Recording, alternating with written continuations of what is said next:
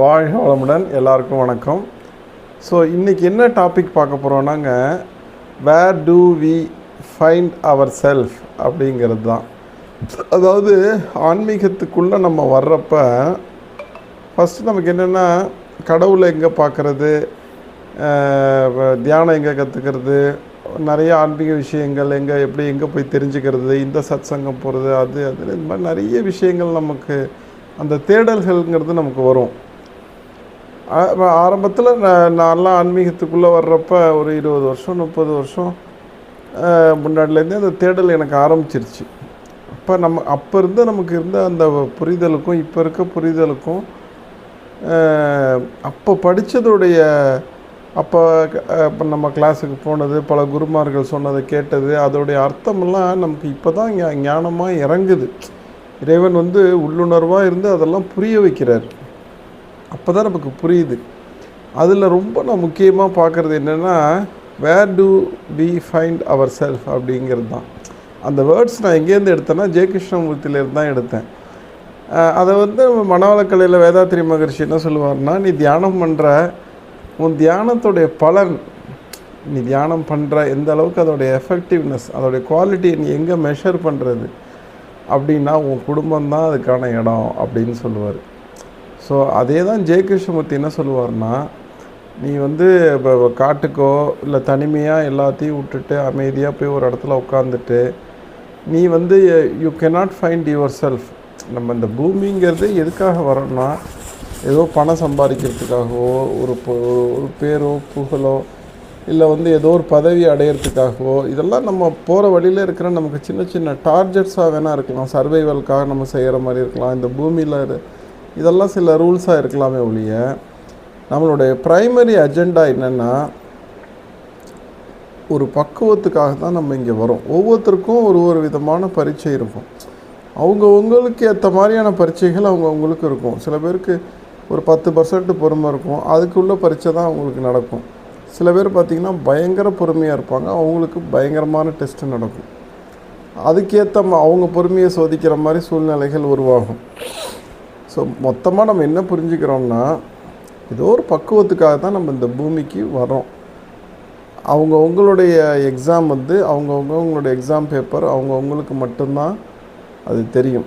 So அது எதுக்கு இது சொல்ல வரேன்னா, where do we find our self அப்படிங்கிறது, நம்ம இப்போ நம்ம எந்த அளவுக்கு பக்குவம் அடைஞ்சிருக்கோம், நம்ம யார், நம்ம கேரக்டர் என்ன அப்படின்னு நம்ம தெரிஞ்சுக்கணுன்னா, அது எங்கே தெரிஞ்சுக்கிறது? காட்டில் போய் உட்காந்து தியானம் பண்ணி தெரிஞ்சுக்க முடியுமா?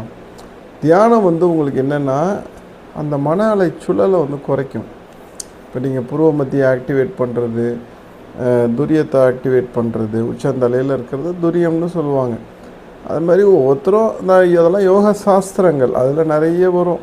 இத்தனை சக்கரங்கள் இருக்குது, அந்த நிலைகள், அதுக்குள்ளெல்லாம் நம்ம போவேன்னா, தியானத்தில் உங்களுக்கு மன அலைச்சூழல் குறையும், சில மிஸ்டேக் அனுபவங்கள்லாம் ஏற்படும். ஆனால் அதில் முக்கியமானது என்னென்னா, அந்த பக்குவம் நமக்கு எப்படி வந்துச்சா அப்படிங்கிறது தியானத்துக்கு அப்புறமும் தான் உங்களுக்கு அது தெரிய வரும். ஆக்சுவலி தியானம் வந்துட்டனாலே எல்லாமே முடிஞ்சிருச்சு அப்படின்னு அர்த்தம் கிடையாது. இப்போ எவ்வளோ பேர் பார்க்குறோம், ராவணன் பெரிய தவஸ்வி. நிறைய பேர் புராணங்கள் எடுத்து பார்த்திங்கன்னா, பெரிய பெரிய தவம் பண்ணால் சிவனே வந்துடுவார். ஆனால் அதுக்கப்புறம் பார்த்திங்கன்னா, அவங்களுடைய சில குணாதிசயங்களை மாற்றிக்காதனால அவங்க அந்த ஆசைகளில் விழுந்து அந்த சாம்ராஜ்யமே அழிஞ்சிரும். ஸோ அதனால் இப்போ நான் என்ன சொல்ல வரேன்னா, அந்த where do I find my self அப்படிங்கிறது எதுக்காக நான் இவ்வளோ எக்ஸ்ப்ளனேஷன் கொடுத்து அந்த இடத்துக்கு வர்றேன்னா, விஷயம் ரொம்ப சிம்பிள் தான். ஆனால் அதுக்கான அந்த பேஸ் என்னங்கிறது நீங்கள் புரிஞ்சுக்கணுங்கிறதுக்காக தான் நான் இவ்வளோ எக்ஸ்பிளைன் பண்ணி அந்த இடத்துக்கு வர்றேன். Where do I find my self.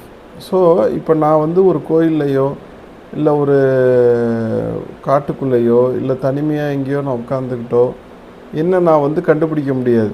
என்ன நான் எங்கே கண்டுபிடிக்கலாம் அப்படின்னா, ரிலேஷன்ஷிப்பில் தான் கண்டுபிடிக்க முடியும். அதுதான் மகரிஷி சொல்கிறாரு, நீ குடும்பத்தில் தான் கண்டுபிடிக்க முடியும். எப்படி கண்டுபிடிக்க முடியும்னா, இப்போ நீங்கள் உங்கள் குடும்பத்தில் இருக்கிறீங்க, ஒரு ரோல் பண்ணுறீங்க, அம்மாவோ பிள்ளையாக இருக்கீங்க, அம்மாவாக இருக்கீங்க, அப்பாவாக இருக்கீங்க, தாத்தாவாக இருக்கீங்க, பாட்டியாக இருக்கீங்க, என்னமோ ஒரு ரோல் பண்ணுறீங்க. அப்போ அந்த ரோல் பண்ணுறப்ப என்ன ஆகும்னா உங்களுக்கு நீங்கள் நல்லா சாக்ரிஃபைஸிங்காக வாழுவீங்க, எல்லாருக்கும் சப்போர்ட் பண்ணுவீங்க. அப்போயும் உங்களுக்கு புரிஞ்சிக்காமல் உங்களுக்கு ஏதாவது ஹெட் பண்ணுவாங்க. அப்போது உங்கள் பொறுமையை அவங்க சோதிப்பாங்க. அதே நீங்கள் ஆஃபீஸ் போகிறீங்க, உங்களோட ஒருத்தவங்களுக்கு நீங்கள் நல்லா ஒர்க் பண்ணுறீங்க, உங்களோட சுமாராக ஒர்க் அவங்க ப்ரமோட் பண்ணுவாங்க. இல்லை உன்னோட உங்களோட ஒருத்தன் திறமையாக கூட இருப்பான். அப்போ அவங்க மேலே உங்களுக்கு ஒரு பொறாமை வரும். ஸோ இப்போ உங்களுக்கு பொறாமை இருக்கா இல்லையாங்கிறது எப்படி தெரியுது? நீங்கள் ஆஃபீஸ் போனால் தான் தெரியுது. உங்களுக்கு பொறுமை இருக்கா இல்லையான்னு எப்படி தெரியுது? நீங்கள் ரிலேஷன்ஷிப்பில் இருந்து தான் தெரியுது. அது மாதிரி இப்போ உங்கள் ரிலேட்டிவ்ஸில் நிறைய பேர் சில பேர் முன்னேறுறாங்க. அப்போ அவங்கள நினச்சி உங்களோட முன்னேறாமல் சில பேர் இருப்பாங்க. ஸோ உங்களுக்கு அந்த இன்ஃபீரியாரிட்டியாவோ சுப்பீரியாரிட்டியாவோ உங்களை நீங்கள் ஃபீல் பண்ணுறீங்க இல்லையா? ஸோ அந்த அந்த அந்த உணர்வுகள் எப்படி வருது? ஸோ அப்போ அந்த ரிலேஷன்ஷிப்போட நம்ம பழகிறப்ப தான் வருது. ஸோ இந்த மாதிரி கோபம், பொறாமை, இந்த மாதிரி விஷயங்கள் நீங்கள் வாழ்க்கையில் தினசரி செய்கிற விஷயங்கள். சில பேர் பார்த்திங்கன்னா 60 வயசு 70 வயசாயும் சம்பாரிச்சிக்கிட்டே இருக்கணும்னு நினைப்பாங்க. அது ஒரு ஹேபிட்டாக இருக்கும். ஸோ கடைசி வரைக்கும் க்ரீடியாக இருக்கிறது. ஸோ இந்த மாதிரி உங்களுடைய characters, where do I find my செல்ஃப்னால் you can find yourself in your family, in your relatives, in your office. Totally என்னென்னா நீங்கள் ஒரு தேர்ட் பர்சனோட பழகிறப்ப தான் உங்கள் ரியல் கேரக்டரே தெரியும். நீங்கள் எவ்வளோ விட்டு கொடுப்பீங்க, எவ்வளோ சகிப்புத்தன்மை இருக்குது, எவ்வளோ பொறுமை இருக்குது, நீங்கள் எந்த அளவுக்கு மற்றவங்களை இப்போ உங்களோட ஒருத்தர் பழகிறாரு, 10 நாளில் ஓடி போயிடுறாருன்னு வச்சுக்கோங்க, ஒரு ஃப்ரெண்டாக இருக்கட்டும், எனிபடியாக இருக்கட்டும். அப்போ என்ன ஆகுது? நீங்கள் அந்த அளவுக்கு தான் உங்கள்கிட்ட ஒரு ஃப்ராக்ரன்ஸ் இருக்குதுன்னு அர்த்தம். உங்கள்கிட்ட ஷேர் பண்ணுறதுக்கான விஷயங்கள் இருக்குதுன்னு அர்த்தம். ஸோ இது மாதிரி நம்ம ரிலேஷன்ஷிப்பில் தான் நம்ம we can find ourself அப்படிங்கிறது தான் அதில் உள்ள விஷயமே. அதனால் ரிலேஷன்ஷிப்பில் நமக்கு எவ்வளோ கஷ்டமாக இருந்தாலும் அதை விட்டு ஓடக்கூடாது. அங்கே இருந்து தான் நம்ம கற்றுக்க முடியும், அங்கே இருந்து தான் நம்ம பக்குவம் அடைய முடியுமே ஒழிய, அந்த அனுபவத்தை நம்ம ஃபேஸ் பண்ணுறதுக்காகவும் பார்க்குறதுக்காகவும் தான் நம்ம வர்றோமே. அதனால் கடவுள் நம்மளை எந்த சுச்சுவேஷனில் வச்சுருந்தாலும் அந்த சுச்சுவேஷனை விட்டு ஓடணும்னு நம்ம நினைக்கக்கூடாது. அந்த சுச்சுவேஷனில் இருந்துக்கிட்டே தான் we have to become more and more matured by seeing ourselves, by seeing our anger, by seeing our comparison, our inferiority, our superiority, our greediness. எல்லாத்தையும் நம்ம அந்த ரிலேஷன்ஷிப்பில் தான் நம்ம பார்க்க முடியும். மற்றவங்களை எப்படி டாமினேட் பண்ணுறோம், மற்றவங்களை எப்படி நம்ம ரொம்ப யூஸ் பண்ணிக்கிறோம். ஸோ அதெல்லாம் நம்ம எப்படி பார்ப்போம்னா ரிலேஷன்ஷிப்பில் தான் நம்ம பார்க்க முடியும். ஸோ அதுதான் ஆன்சர், சிம்பிள் ஆன்சர். இன்னும் நம்ம டீட்டெயிலாக அதை பற்றி பேசுவோம்.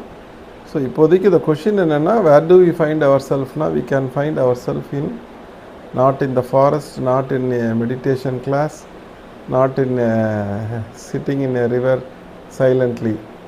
அதெல்லாம் உங்களுடைய மன அலைச்சூழலை தான் குறைக்கும். ரிலேஷன்ஷிப்பில் தான் we can find our self, we can test ourself, we can find who really we are, who is our original character. அது மாதிரி நிறைய இருக்குது. ஸோ அதை பற்றி இன்னும் ஃபர்தராக பேசுவோம். வாழ்த்துக்கள். வாழ்க வளமுடன்.